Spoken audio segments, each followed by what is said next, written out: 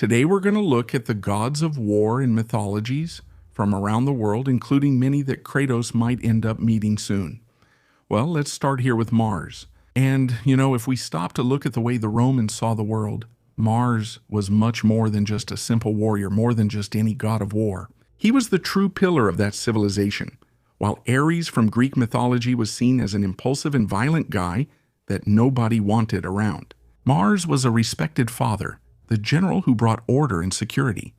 This connection was so strong that the Romans firmly believed they were direct descendants of the god Mars, since Mars in this case would be the father of Romulus and Remus, the twins who founded Rome. That changed everything. For a Roman soldier, fighting was not just an act of aggression, but a matter of family and honor. But what's curious is that his story doesn't begin on the battlefield, but in the fields. In the very beginning, Mars was a god connected to agriculture and the protection of the land. And actually, if we dig a little deeper, we might find some clues that Mars maybe was also a sky god, the main god of Roman mythology. It might seem like a huge contrast, but for those people it made perfect sense. Mars, being a sky god and a god of agriculture, connected him to the main means of subsistence for those people, right? And when he became a god of war, he also fed and protected his children. They say that his mother, Juno, used a magic flower to get pregnant with him by herself, just to show Jupiter that she could also create something powerful, since Jupiter usually had children outside of marriage, since he would be the Roman counterpart of the gods from Greek mythology. In everyday life in Rome, he was omnipresent. They gave him so much importance that when the sacred shield fell from the sky, supposedly a gift from the god Mars himself, the Romans are said to have made several identical copies of that shield so that no one could steal the real one. And despite all his grandeur and importance, he also had almost human moments, like when he tried to win over the goddess Minerva and ended up being tricked by an elderly deity who disguised herself as the bride he wanted. This led to many jokes throughout the city. In the end, Mars was the perfect balance for the Romans, the force that destroys the enemy, but also the hand that protects the home and ensures that the empire remained standing. Remember, if you like this kind of video, don't forget to leave a like, subscribe to the channel, share, and hype it up as well. If you want to learn more about Greek mythology, Roman mythology, and other things, take a look at the pinned comment, or you can also buy the book that's appearing on your screen right now. If you want to, and you can help me even more, you can become a channel member, which is less than 5 rays. And you support me a lot to keep up the work here. And you also get early access to the videos I'm going to release here, as well as exclusive videos that only members can catch. And if Mars in Roman mythology kind of encompassed both strategic war and violent war, in Greek mythology something completely different happened. We had 2 different gods for this kind of thing. And the first one, which Koito has already encountered, is Ares. There's no way I can't talk about him in a video about gods of war, right? Ares was that explosive and weird relative that you kind of end up staying away from during a family gathering. He was completely different from Mars. He wasn't a symbol of heroism, but rather the ugly face of war. That moment when strategy goes out the window and all that's left is the sound of swords, blood, and blind fury. For the Greeks, Ares was the personification of carnage. That just made him one of the most unpopular gods on Olympus. Even his own father, Zeus, once said outright that he was an extremely hated god by everyone, precisely because of that insatiable thirst for conflict. Ares didn't fight for a noble cause or to defend a city. He fought because he loved chaos. He was tall, strong, handsome, but his personality was a disaster. While Athena won battles using her head, Ares often ended up getting into trouble for acting purely on impulse. There's even a famous story where he was captured by 2 giants and was trapped inside a bronze jar for 13 months. He was absolutely humiliated until he was rescued. He was the kind of warrior who, despite being scary, was often defeated by the intelligence of others. This shows how the Greeks valued brains more than muscles. But even though he was such a difficult person, Ares had something few would expect. He was a passionate lover. His most famous affair was with Aphrodite, the goddess of love. And it's even a classic irony of mythology, love, and war walking hand in hand. But even so, he didn't have much peace, After all, the 2 ended up getting caught there, cheating on Hephaestus. And they ended up being expelled from Olympus. But from that, 2 children were born, who are also related to war: fear, Phobos, and terror, Deimos. And there was also a sister who was Discordia, who made sure that wherever they went, there was always something for Ares to do. And also representing, in a way, Discordia, we also had the goddess Bellona in Roman mythology. If you thought that Mars was the only god of the battlefield in Rome, you might be a little mistaken. It was proof that the Romans didn't reserve war for men alone. If Mars represented strategy and protection, Bellona was the personification of fury and the will to win. At any cost, it's not exactly like Ares, but it's similar, you know. She wasn't in the background.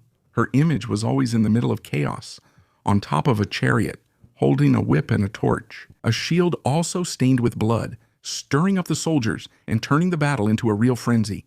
The most interesting thing about Bellona is that she was a goddess who actually a figure, right? Who stepped out of the stories and entered the real politics of Rome. She had a very important temple, and outside of it there was a special column used to officially declare war. Since the Romans were attached to rules and rituals, they needed to throw a spear into enemy territory for the war to be legitimate.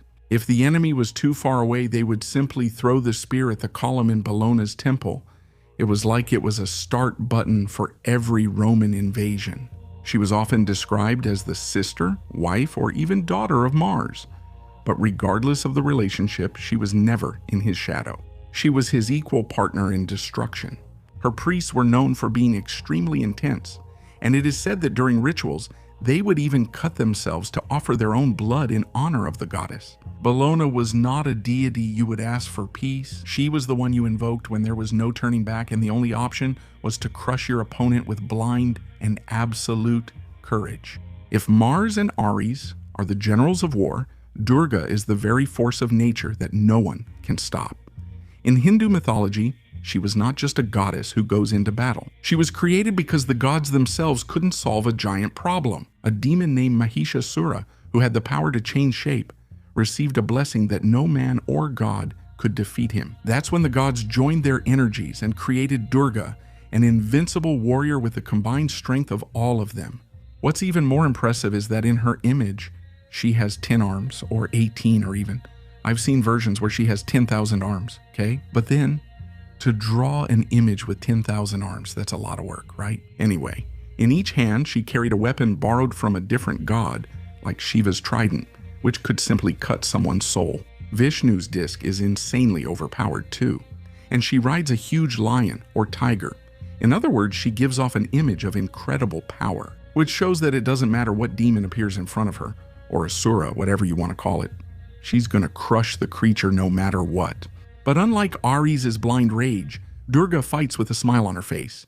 For her, war isn't about hatred, but about restoring the balance of the universe. She is the protective mother who turns into a beast when her children are in danger. Her name, Durga, literally means a fortress or a place that's hard to conquer. That says a lot about her. She represents that inner strength we all have to face impossible obstacles.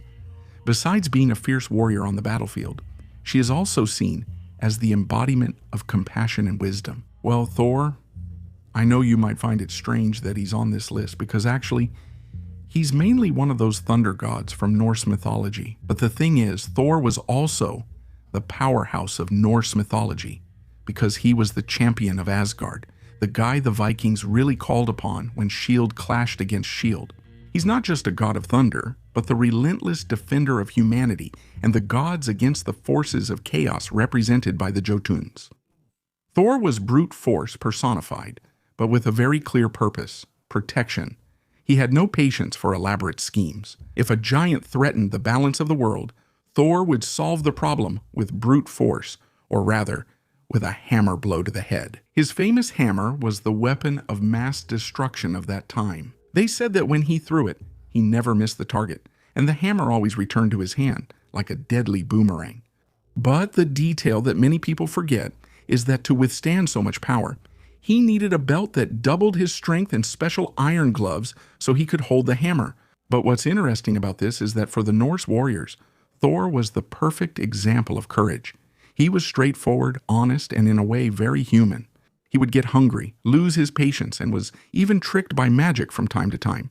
But when it came down to it, he was the only one the giants truly feared. Unlike other gods of war who delighted in bloodshed, Thor fought because it was his duty. He was the universe's bodyguard, making sure that both gods and men continued to exist. Many people make the mistake of thinking that Freya is just a goddess of love and beauty in Norse mythology.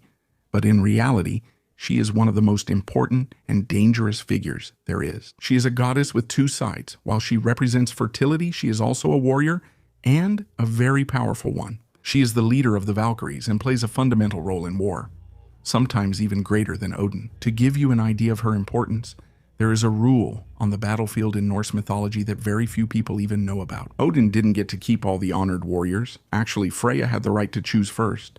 Half of the warriors who died went straight to her in her own hall called Folkvangr, while the other half went to Valhalla with Odin. This shows that she wasn't just a companion, but she was the main authority when it came to the fate of those who died in war. Unlike Thor, who solves everything with brute force and his hammer, for Freya, war has a touch of magic and mystery. She masters the Sadir, a very powerful magic that was only known by Freya and the Vanir gods. She doesn't fight just with weapons, but with control over life and death.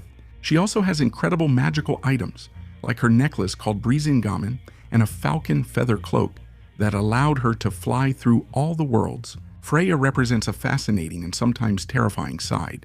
She is proof that beauty and death can walk together. It's not only her who carries this. Celtic mythology has something similar. For the Vikings, she was Kira's hope. If the end came on the battlefield, they could be received by a powerful and welcoming goddess. If you thought Frey was just a god of peace and harvests, actually, it's quite different from that. He is Freya's brother and, despite being the god of fertility and the sun, is associated with one of Norse mythology's greatest military tragedies. Frey was the owner of the most powerful sword of all time. A magical weapon that had the power to fight on its own, floated through the air, and wiped out enemies if he needed it to. And in fact, he had to make an effort for that. But this is where things get interesting. Because of an overwhelming passion he had there, he gave up that power of his. To win over the giantess Gerda, Frey gave his magical sword as a guarantee to his father-in-law, and at that moment, he chose love over security. That came at a very high price. Without his legendary sword, Frey was wiped out in Ragnarok simply by the giant Surtur, having to fight using just some branches, or, from what I saw as well, a pair of deer antlers. On the battlefield, he is an example of sacrifice and also of bravery, because he keeps fighting even knowing he's at a disadvantage. If Thor is strength, Frey is destiny. Frey is bravery. Then Tyr would be the god of honor, justice, and personal sacrifice on the battlefield. Before Odin became the boss of the Norse gods, Tyr was the one who held the position of main god according to some stories. He isn't a warrior who fights for pleasure, but one who fights for what's right and always keeps his word, no matter the cost. The story that defines Tyr, and that you need to learn, is actually the moment when he loses his right hand. The gods needed to restrain the giant wolf Fenrir, who was growing too fast and threatening the universe. The problem was that the wolf was clever and would only agree to be tied up if one of the gods put a hand in his mouth, as a guarantee that it wasn't a trap. All the gods stepped back, all except one, Tyr, who had the courage to step forward. He knew he would lose his hand, but he also knew that without that sacrifice, everyone would be lost. He put his hand in the beast's mouth, the wolf was captured, and in a second, Tyr's hand was torn off. And notice that at no point in this story does it mention that he screamed in pain or even showed any sign of pain. He simply turned away and carried on even without his hand. This made Tyr the ultimate symbol of the ethical warrior. For the ancient Norse, he was the god who presided over assemblies and judgments, because for him, war should be decided by laws of justice, not just by reckless slaughter. Warriors used to carve Tyr's rune, which looks like an upward arrow, onto their swords to ensure victory. He teaches us that true power doesn't lie in who hits the hardest, but in those who have the integrity to sacrifice something of themselves for the good of all. At the end of the world Ragnarok, he faces the dog Garmr, kills him, and also dies at his hands. And to finish with the Norse gods, we have to talk about the old man, the one-eyed old geezer. We couldn't leave out Odin, the father of all. If Thor was the strong arm of the Norse, Odin was the strategic mind. And a very complex mind, by the way. He's not just a god of war, but also of wisdom, magic, poetry, death, and many other things. He's the kind of leader who's not necessarily on the front lines throwing punches, but who knows exactly how to move the pieces on the board to make victory happen no matter the cost. Odin saw war in a much darker and more mystical way than the others. He had an insatiable thirst for knowledge and power, to the point of sacrificing his own eye in a magical well to be able to see what no one else could. On the battlefield, he carried his spear Gungnir, a weapon that never missed its target.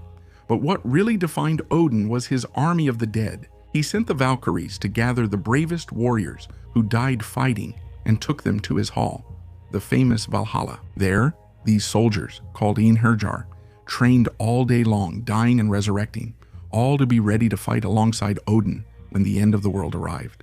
One thing you might end up forgetting is that Odin was an unpredictable figure. Many times he could seem cruel, provoking wars among men just to harvest souls for his army there.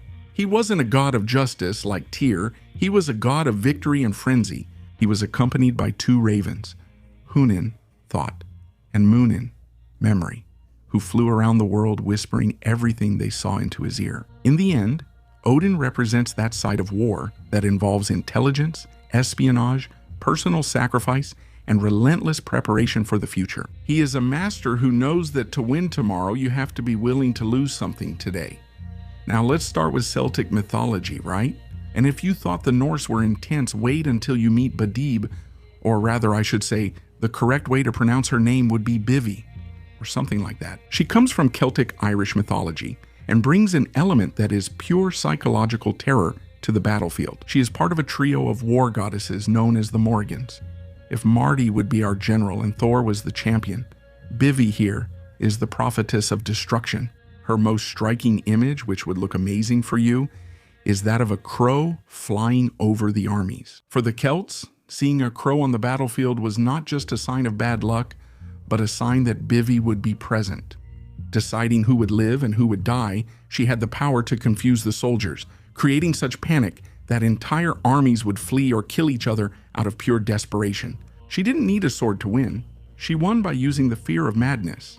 A very chilling detail, so to speak, is that she was also known as the washerwoman of the ford. Legend has it that before a great battle, some warriors could see her by the riverbank, washing the blood-stained clothes and armor of those who were destined to fall. Imagine heading into battle and seeing a woman washing your blood-stained uniform.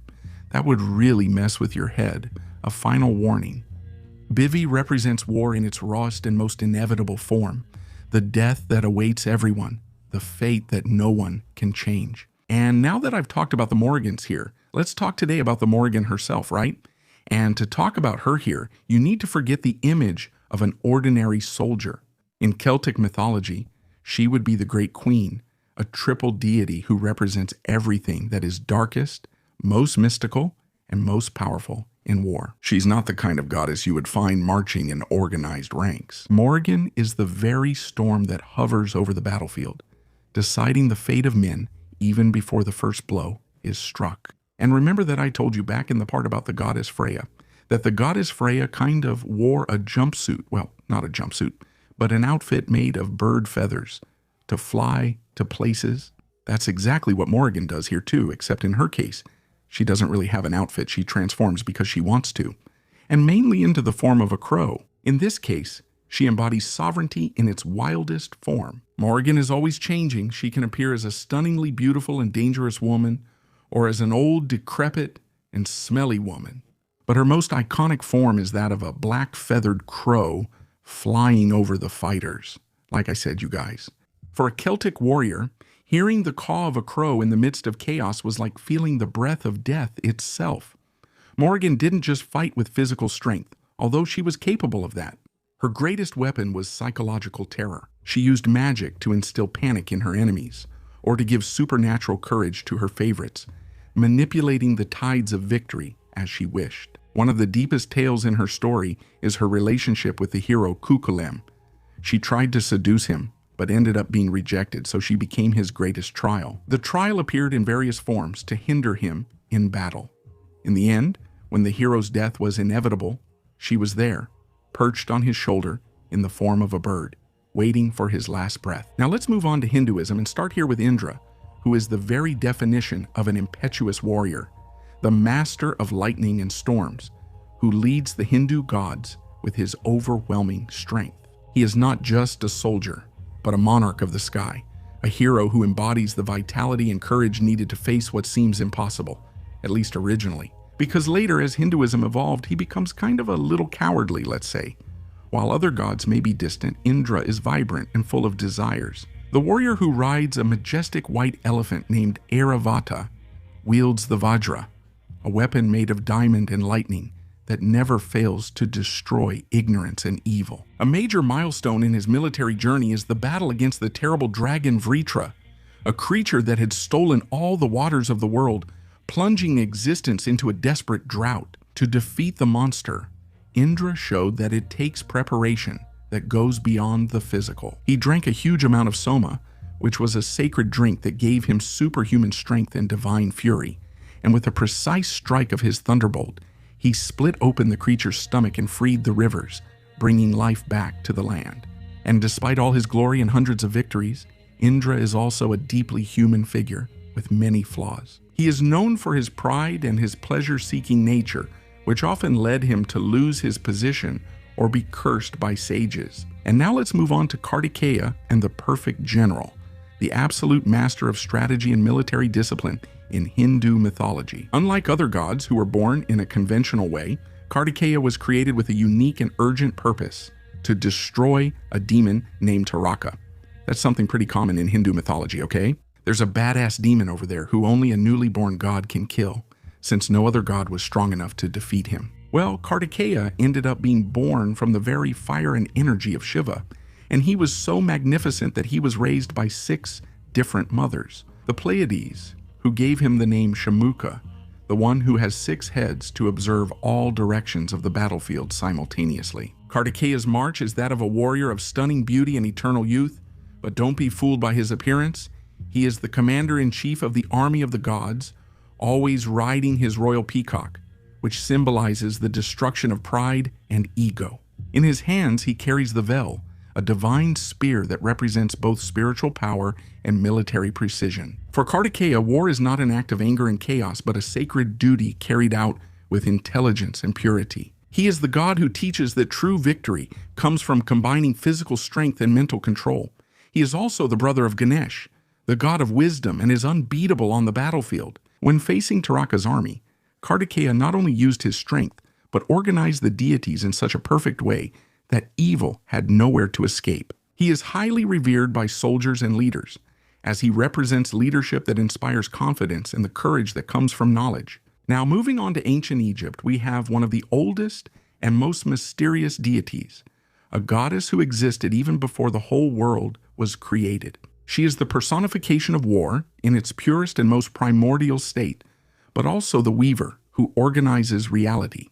While other Egyptian gods focused on specific aspects of life and death, Niti was seen as the mother of the gods, the one who created the path for the sun to rise. In war, she was not just a fighter, but the inventor of weapons, the deity who taught humanity how to hunt and how to defend themselves, often represented by 2 crossed bows and a shield. With her fierce warrior spirit, Niti was called to guard the sleep of the dead and secure the pharaoh's victory as the royal weapons guardian. The Egyptians believed that she shot arrows to drive away evil spirits and the enemies of cosmic order, but there is a deep intellectual side to her. Just as she wove the fabrics used to wrap mummies and protect them in the afterlife, she also wove battle strategies. She represents war as a tool of preservation. One fights to keep the world functioning and to prevent chaos from devouring creation. Niti's authority was so respected that in the myths, the other gods turned to her to resolve impossible disputes.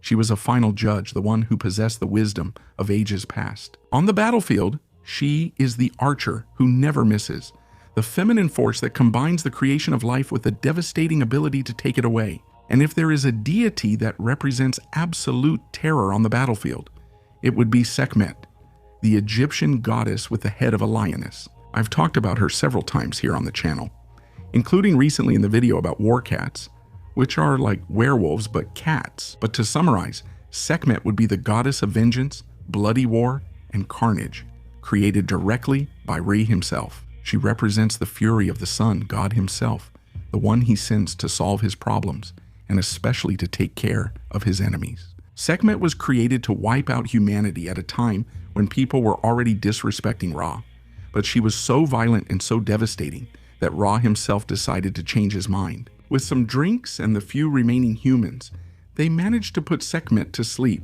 after which she became the goddess Hathor. Now, in Egyptian mythology, war wouldn't just be a conflict of swords, but an eternal battle between order and chaos, represented by the epic rivalry between Set and Horus, which, as many people don't realize, are also gods of war. While other gods fight to protect the world, these two here fight for the right to rule it, turning the battlefield into a stage for power, divine justice, and revenge.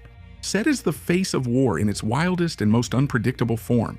He is the god of storms, the army, and disorder, a brute force that knows no enemy. For soldiers, Set represented the ferocity needed to survive in extreme conditions and the devastating strength to crush any enemy.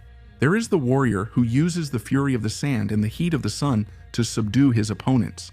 Although he killed his brother Osiris, Set had a crucial role in defending the universe. It was he who fought on Ra's boat against the serpent Apophis. On the other hand, Oro emerges as the protector of civilization and the symbol of just war. With his falcon head, he has the vision of someone who observes everything from above, representing strategy, precision, and royal authority. For Oro, war is a matter of restoration. He fights to reclaim the throne that was stolen from him and to avenge his father, bringing balance to Egypt, the general who leads with legitimacy and order. When Oro and Set face each other in their legendary battles, what is at stake is not just who is the strongest, but also how power should be exercised. Oro is the hand that strikes with purpose and discipline, the god whom the pharaohs invoked to ensure that the empire remained united and protected under divine leadership. Together they show that war has two inseparable faces. Without Set's untamed fury, defending against external chaos would be impossible. Without Oro's vision and justice, war would be nothing but senseless destruction. For the ancient Egyptians, the balance of the world depended on this constant tension between the desert storm and the falcon's precise flight. Oro literally means the one who brings back the distant, and is kind of the title of hunter-warrior in Greek mythology. He is not just a fighter, but the personification of royal strength and constant vigilance. While some gods of war may be driven by fury and chaos, Oro is the embodiment of discipline, bravery, and the active protection of the kingdom's borders and of the cosmos itself. He is often depicted as a man with a lion's head, or a warrior wearing a headdress with 4 tall feathers, wielding a spear with the precision of someone who never misses the target. Much of what defines him as the one who brings back the distant one is what I've already mentioned in the Rare Cats video. It's when he ends up going to the lioness goddess called Tefenot, who had left and gone beyond Egypt, and she ended up causing a huge drought because she was a goddess of moisture. And he goes there and convinces her to come back and actually ends up turning her into his wife. In battles, Wanhur was seen as a guide who opened a path through enemy troops. He was the patron of the Egyptian army during the New Kingdom, and the pharaohs identified with him to demonstrate their military power and as an extension of the divine will to maintain order. Unlike deities who sought massacre, Wanhur symbolized war as an epic hunt against the forces of disorder. And now let's go to the Americas to talk about Aztec mythology, Huitzilopochtli, who would be the ultimate representation of war as a driving force of survival and faith in Aztec mythology. He is not just a military commander, he is the southern hummingbird, the solar warrior who was born armed and ready for combat. His very origin is a battlefield. Legend has it that he emerged from his mother's womb already wielding his sword, the Zuquatli, a serpent of fire that served as a weapon of mass destruction. All of this was to protect his own mother from the attack of his brothers and sisters, who numbered 400.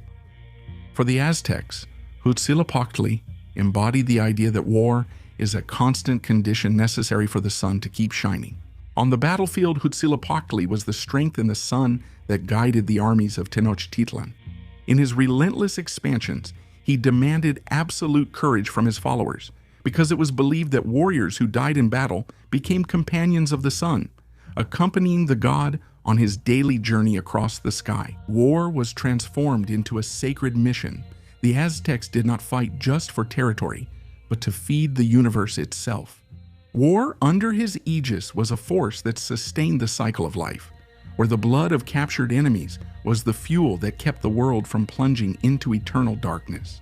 His image was that of a warrior adorned with green and blue feathers, carrying a shield and his terrifying fire serpent. He was the god who never knew defeat and who demanded that his soldiers be as relentless as he was. Huitzilopochtli represents war in its most extreme and ritualistic form, a force that builds empires through conquest and sees armed conflict as a supreme duty of man before the gods. And now let's move on to Tezcatlipoca, the smoking mirror, who is the most feared and unpredictable deity in the Aztec pantheon. Representing war in its most chaotic, strategic, and ruthless state. Unlike other gods who fight for clear ideals, Tezcatlipoca is actually the master of discord and manipulation. He is the lord of death and destiny, an invisible warrior who passes through walls and knows the deepest secrets of men. He uses this knowledge to decide who will emerge victorious and who will be destroyed on the battlefield.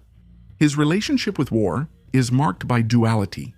He is the one who gives wealth and power to empires, but also the one who takes it away just as easily through military defeat. For Aztec warriors, Tezcatlipoca is the personification of fickle luck in battle. He is invoked to confuse the hearts of enemies and to instigate conflict where there was once peace. He does not seek justice, but rather tests strength and human will through combat. Now let's move on to Inca mythology with Illapa, who would be the overwhelming force of the sky, lord of lightning, thunder, and storms, acting as the great defender of the empire. On the battlefield, he represents the destructive power that comes from above, often being invoked to ensure that justice and divine order prevail over chaos. He is depicted as an imposing warrior, dressed in shining clothes that reflect the light of lightning, wielding a golden sling and a war club, weapons with which he commands the forces of nature to subdue his enemies. With the exception of direct and physical war, the rumble of thunder was interpreted by the Incas as the sound of Illapa's sling striking, while lightning was the very incandescent stone crossing the skies to hit the sun's adversaries. He was the patron of the Inca troops in the mountainous regions, symbolizing the resilience and ferocity needed to conquer hostile territories. For the soldiers, Illapa was not just a distant deity, but an active combatant who cleared the way for the armies with torrential rains and devastating lightning, ensuring that the Inca Empire expanded under the protection of his celestial fury. Unlike gods who seek only destruction, Illapa has a strategic role of preservation, a warrior who brings rain to sustain the people, but who does not hesitate to unleash his wrath upon those who threaten the structure of the empire. Moving on to Brazilian mythologies, we have two deities that are somewhat conflicting, Asai and Mitã, who represent a scale of power that goes beyond the limits of human understanding and takes war to a cosmic level. It almost sounds like I'm talking about comic books here, right? In any case, Asai emerges as a supreme antagonist, a formidable enemy not only of men, but of the spirits and the gods themselves. His strength is so devastating that it can make the entire cosmos tremble, putting him on the same level as the famous god Tupã, or sometimes even surpassing Tupã. Asai is a challenge that requires the deities to fight above the spiritual planes, transforming reality in the battlefield where each blow echoes through the ages. In this panorama of destruction, we also have Mitã, who is a child god, bringing a fascinating duality to the art of war. Although he is the protector of innocence and childhood, Mitã is a warrior deity of the highest order. He embodies courage and absolute protection, being one of the few who can face the darkness of Asai on equal terms, perhaps. While Asai represents the brute force that threatens universal order, Mitã represents the war fought for the preservation of the future. He is proof that divine combativeness does not recognize age or form, but rather the purity of the purpose to protect those who can defend themselves. Well, now let's move on to Japanese mythology with Hachiman, who is the most respected war deity in all of Japan. But he doesn't represent blind violence or gratuitous slaughter. He's actually very similar to Uncle. On the contrary, he is the protector of the samurai and the ultimate symbol of the code of honor we know as Bushido. As the god of war, Hachiman personifies the perfect fusion between military strength and spiritual virtue. He is also widely celebrated as the god of archery, which is a vital skill in the history of Japanese battles, where precision, discipline, and focus are valued much more than brute strength. Hachiman's most notable trait is serving as the nation's guardian. He is not just a god to whom people turn when conflict breaks out, but the deity who maintains peace through strength and authority. Historically speaking, it's unfair. Great clans like the Minamoto adopted him as their protector, which consolidated him as a central figure of the great warrior class. Hachiman is often depicted with a calm demeanor, but one that radiates overwhelming authority, symbolizing that a true warrior must possess a clear mind and a steadfast heart, even in the midst of the absolute chaos of battle. On the battlefield, Hachiman's influence was felt in the iron discipline of the soldiers, and in the belief that victory was achieved through devotion to relentless strategy. He is the god who teaches that war is a tool to maintain order and protect the empire. With his bow and arrow, he represents sharp vision and unwavering resolve. Well, now let's move on to Bishamonten, who emerges as an unshakable guardian of the North and a master of war from the perspective of protection and righteousness. His actions on the battlefield go beyond physical combat. Bishamonten possesses a spiritual mastery that allows him to banish demons and the diseases they carry, coming from his role as both a general and a healer. He represents the face of war that purifies and preserves order, being the force that drives out evil before it can even take root. This multifaceted nature makes him an essential figure not only for armies, but also for the home, where his presence is invoked as a powerful amulet to ward off thieves and keep the family's possessions safe. Although he shares the title of God of War with Hachiman, Bishamonten occupies a unique space of spiritual authority and benevolence, deriving his roots from the Hindu deity Vaisvarana. Futsunushi emerges in the Japanese pantheon as the spiritual personification of the sword and the undisputed master of swordsmanship that subdues chaos. Unlike other gods such as those of deserts and natural phenomena, Futsunushi is the very essence of the divine blade, representing the military force that brings pacification through the authority of the sword's edge. He is the deity of decisive action, being sent by the celestial gods to prepare the earthly world for the descent of the imperial lineage, eliminating any resistance with silent and absolute efficiency. On the battlefield, Futsunushi is the sharpness of the strike that decides the fate of an empire in a single second. He represents the transition from chaotic war to disciplined war, where victory is achieved through technical mastery and divine prestige. His presence highlights the importance of bladed weapons in Japanese culture, elevating the sword from a simple iron object to a living entity with its own will. His warrior nature is intrinsically linked to the concept of kunyuzuri, or the handing over of the land.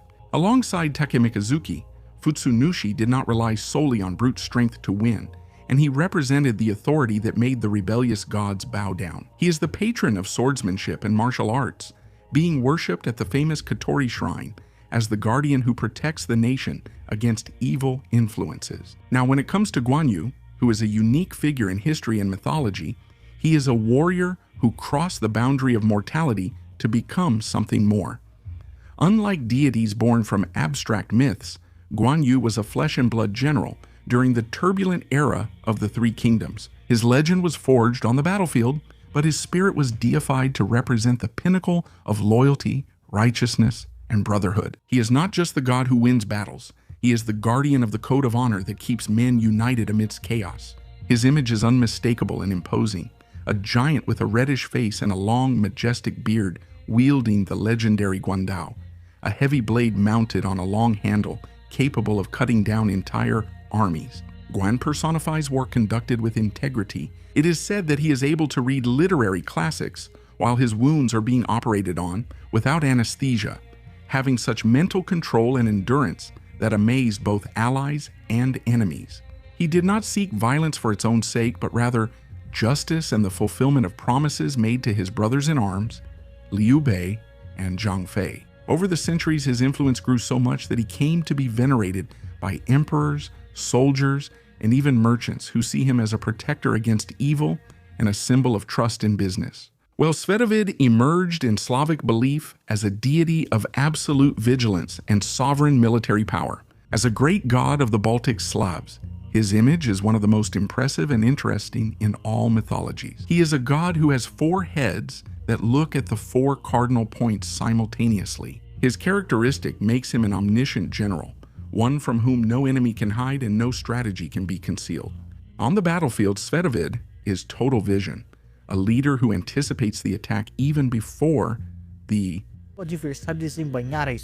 connection to combat is deeply tied to his sacred white horse. It was believed that the god rode this steed at night to fight the enemies of his people, and the priests watched over the animal to interpret omens of victory and defeat. If the horse crossed a set of spears, stuck in the ground without stumbling, it was a sign that Svetovid would lead his army to glory. He carries with him a colossal sword and a horn made of precious metal, symbolizing that war for the Slavs was both a matter of survival and a source of prosperity and abundance for the tribe.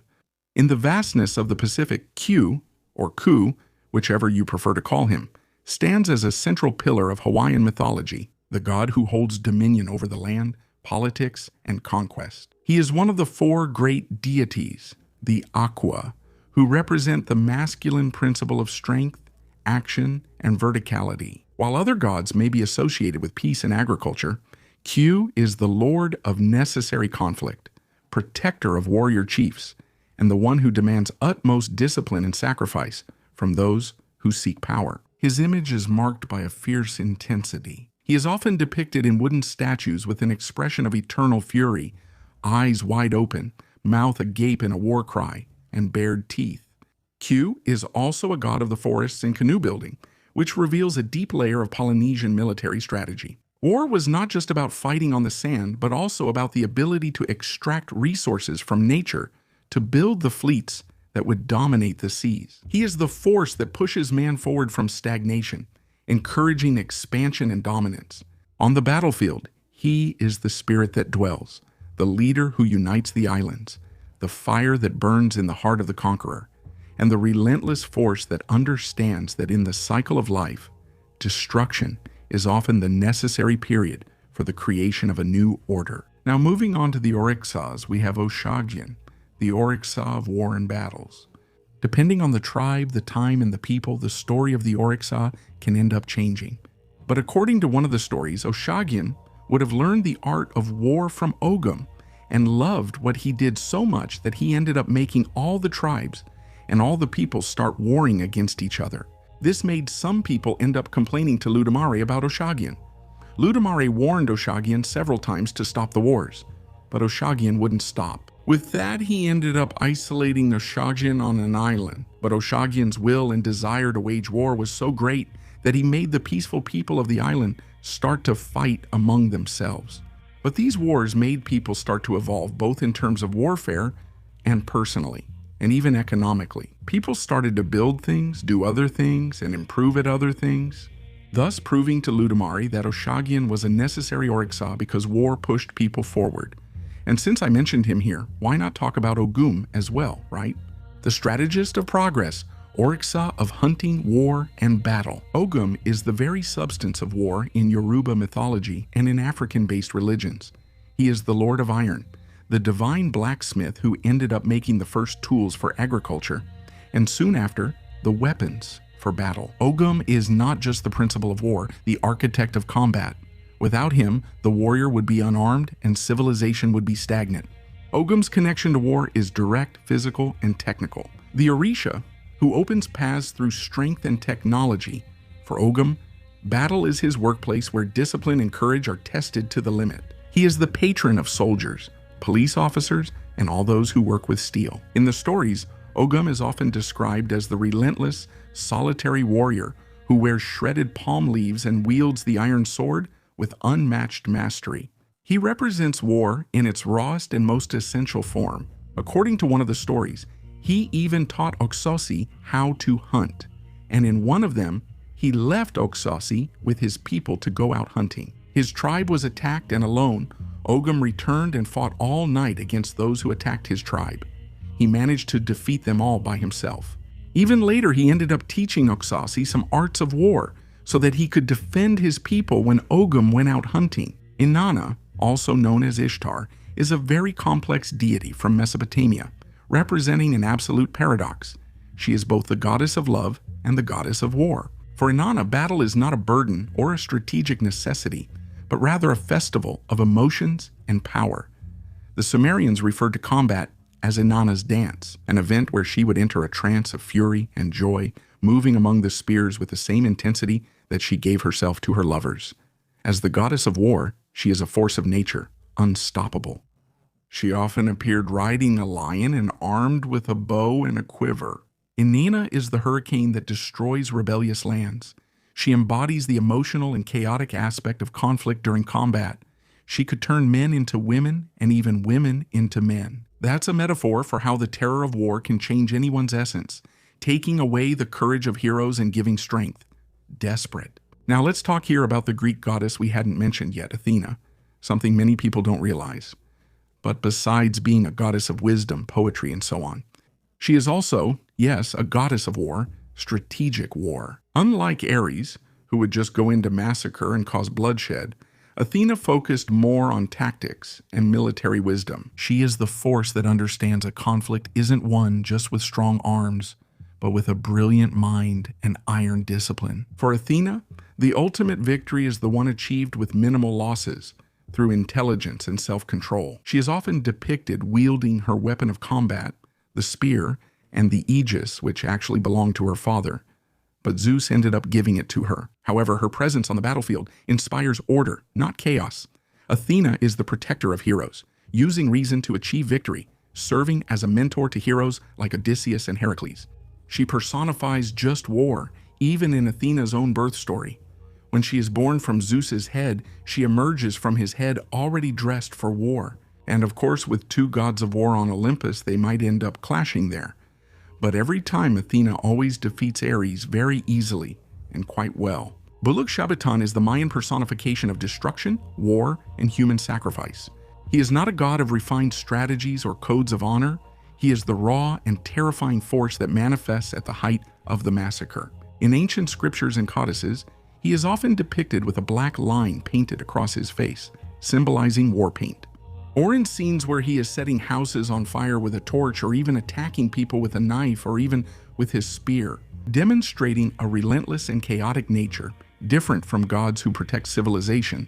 Buluk Shabitan is the Mayan deity who was feared by his people, but also respected for his capacity for total annihilation. He embodies war, which consumes resources, lives, and cities. His connection with blood sacrifice was vital. The warriors believed that if they offered the blood of their prisoners, they would be feeding the hunger of the gods. Buluk Shabitan, ensuring that his fury was directed at the enemies, not against his own people, and the reminder that war, in its darkest essence, is a force of imbalance and death. Many times, Buluk Shabitan also appears alongside Diaput, the god of death, forming a sinister duo that roams the battlefields to receive the souls of the fallen. And now we can also talk about an entity that strongly represents war. In the Bible itself, the horseman of war in Christian eschatology. He is the second of the four horsemen of the apocalypse, released when Jesus, the Lamb, opens the second seal. Unlike gods who personify heroism or protection, or even the fear of war, this rider is the personification of civil war and widespread conflict. He does not represent external conquest or glorious victory, but rather the breaking of harmony and the chaos that causes humanity to destroy itself. His figure is marked by an unmistakable fiery red color. This color symbolizes not only spilled blood, but also the flame of discord and the blinding heat of fury. Mounted on a red horse, he receives a great sword, a symbol of military authority and the power of execution. The biblical text says that he was given the power to take peace from the earth so that men would kill one another, which reveals his darker nature. He is the force that stirs up hatred, turning neighbors and brothers into mortal enemies. Unlike gods like Athena or Ogun, the horseman of war does not offer technique or progress. He is an agent of judgment and devastation. Interestingly, he is much more similar to Bulu, Zabita, or Ares, since the main idea of war would be bloodshed and conflict itself, including, interestingly, Ares. There were horses there that breathed fire. In any case, his passage is a prelude to famine and death, showing that war is the engine that accelerates the end times. In the context of his narrative, he is the warrior of chaos, representing the idea that war is the destructive force that, once unleashed, consumes everything that civilization took centuries to build. If you made it this far, subscribe and comment your favorite god of war. See you next time.